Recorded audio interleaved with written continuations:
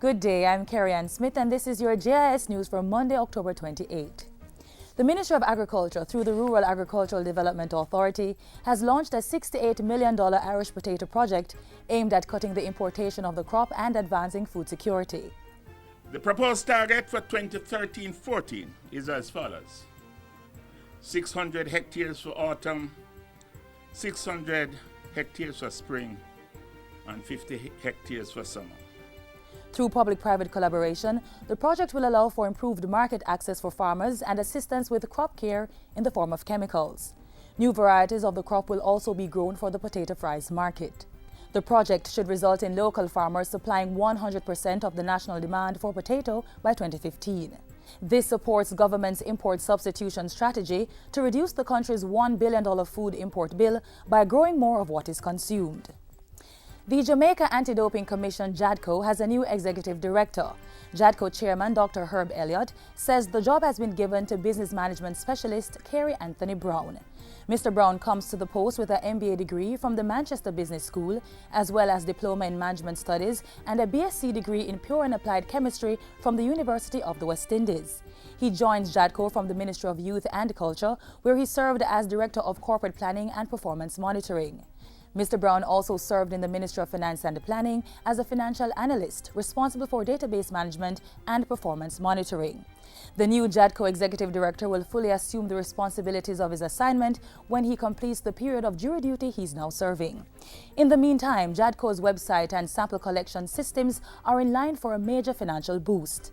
Jis News are actively pursuing investing $7.5 million in JADCO to develop a website and to enhance its sample collection system.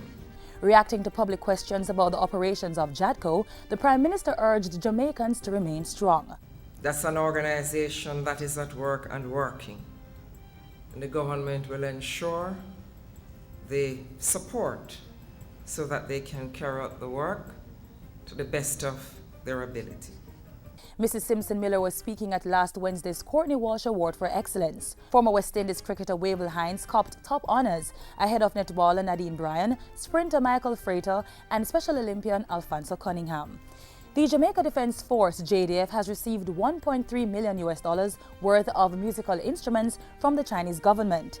JDF's Chief of Defence and China's ambassador to Jamaica signed an agreement for the items at a recent ceremony at the Jamaica Military Museum and Library. The Chinese ambassador said military exchange and cooperation of this nature was a very important component of the good bilateral relations between the two countries. I hope we can continue to work together to further strengthen this kind of relationship.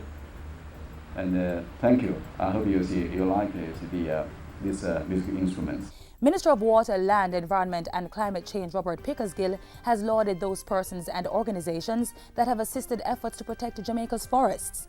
He was addressing the inaugural Forest Heroes Awards hosted recently by the Forestry Department. 4 individuals were awarded in various categories for their positive contribution to the sustainability of Jamaica's forests. We may consider them to be our climate change evangelists. Each of these remarkable individuals and groups have demonstrated the ability to effect positive change and are working to ensure that Jamaica's forests are preserved for another 75 years and beyond.